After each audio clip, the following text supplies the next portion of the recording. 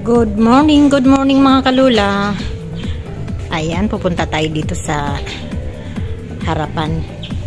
Dito sa aming langka. Itong aking langka ay sobrang nakakatuwa. Ayan, namumunga na naman siya. Ang dami, kumpul-kumpul. Tara dito tayo sa labas. Tingnan natin.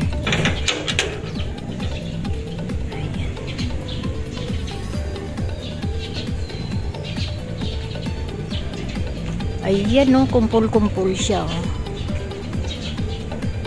Panggulay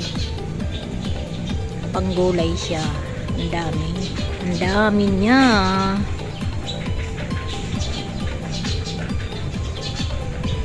Ayan, saka dito sa puno. Ayan, panggulay. Maliliit pa. Pero mga bago mag-December ay mga December yan. Ayan sa puno. Dati hanggang dito yan sa puno. Diyan. Yan ay punong-puno ng bunga dati. Ayan siya. Ayan. Ang dami naman niyang bunga ngayon. Sadyang nakakatuwa itong langka na ito. Ayan, oh. Ang dami niya. Hanggang doon sa pinakataas. Ayun, oh. Ang daming bunga. Itong langka na to, may ano na ito, may katandaan na ito. Sobrang matanda na itong langka na ito. Pero nakakatuwa kasi hanggang ngayon ay tuloy-tuloy pa rin ang kanyang pagbunga. Ayan.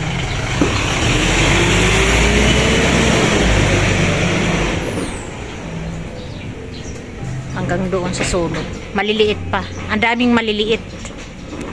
Ayan. Nandun, oh, nagtatago yung iba. Ang dami. Dami niya. Nandun, natakpan ng dahon. Ang dami niya. Kaya nakita na naman ito ng aking kapitbahay. Yung doong banda daw kanya. Kasi itong ano ko na, yung ano na ito, langka na ito, napakatamis.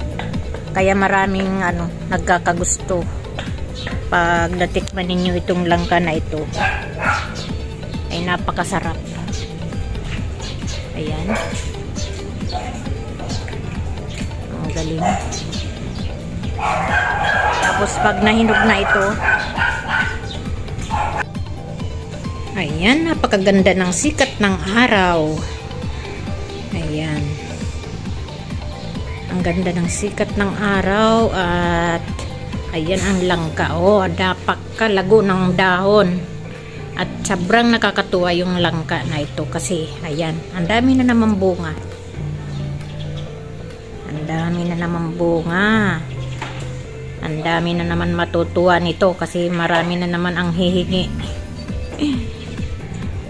Ayan. Ganyan kasi yung aming langka na yan. Pag nakitang maraming bunga, maraming nangihingi panggulay, tsaka ano, pag inyong natikman itong anong langka na ito, napakatamis ng bunga ng laman nitong aming langka.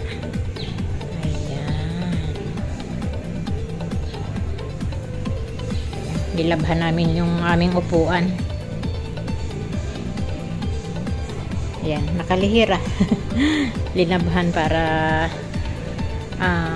kasi nagpapintura ako ng ano, loob ng sala namin. Kaya lahat kailangan labhan para talagang maaliwalas at masarap sa pakiramdam pag ang bahay ay malinis.